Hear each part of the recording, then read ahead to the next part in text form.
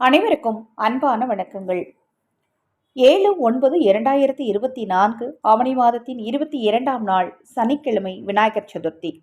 இந்த நாளில் உங்கள் சங்கடங்கள் தீர, உங்கள் பிரச்சனைகள் தீர, நீங்கள் எத்தனை பெரிய வழிபாடு செய்தாலும் சரி, இந்த 3 பொருட்களை முதலில் பிடித்து வைத்து உங்கள் வழிபாட்டை தொடங்குங்கள்.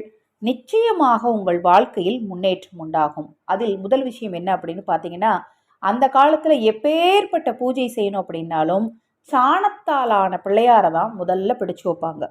அடுத்தது பார்த்தீங்க அப்படின்னா பச்சரிசி மாவினால் செய்த பிள்ளையார், அதற்கு அடுத்தது மஞ்சள் தூளினால் செய்த பிள்ளையார்.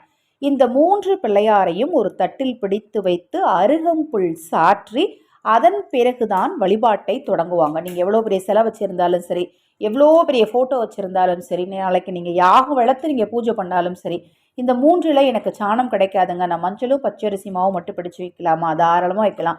பச்சரிசி மாவு சாத்தியம் இல்லைங்க எனக்கு, நான் மஞ்சள் பொடியில் மட்டும் பிடிச்சி வைக்கலாமா? தாராளமாக வைக்கலாம். இதை தாண்டி இன்னொரு விஷயம் என்னென்னு பார்த்தீங்கன்னா, உங்கள் வீட்டின் அருகில் சிவாலயம் இருந்தால், சிவாலயத்தில் யானை இருந்தால், யானையின் சாணத்தை பெற்று அதில் நீங்கள் விநாயகர் பிடித்து வெள்ளருக்கு மாலை சாற்றி உங்கள் வழிபாட்டை தொடங்கினால் ஜாதக ரீதியாக இருக்கக்கூடிய தோஷங்கள் கூட நிச்சயமாக நீங்குங்க.